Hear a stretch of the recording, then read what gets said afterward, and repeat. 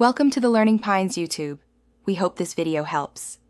In this video, I will explain how to connect TBS Crossfire using an easy method. First, ensure your Crossfire module, receiver, and flight controller are ready.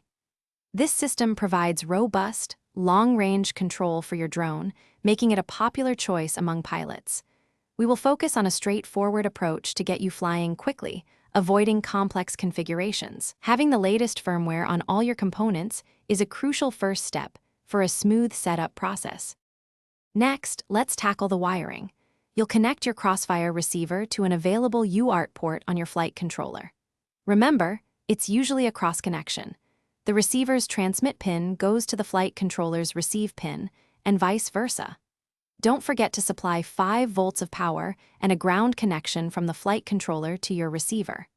This ensures your receiver has the necessary power to operate correctly and communicate with the flight controller. Now, let's move to the Beta Flight Configurator. Once connected, head over to the Ports tab. Find the UART you used for your Crossfire receiver and enable Serial RX for it.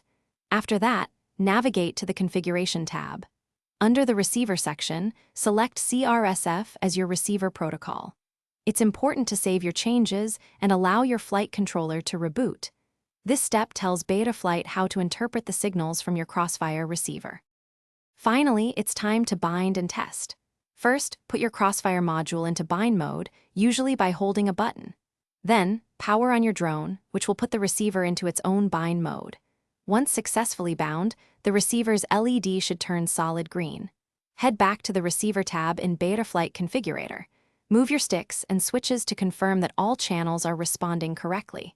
This confirms your setup is complete and ready for flight. Thanks for watching. Consider subscribing if we helped you.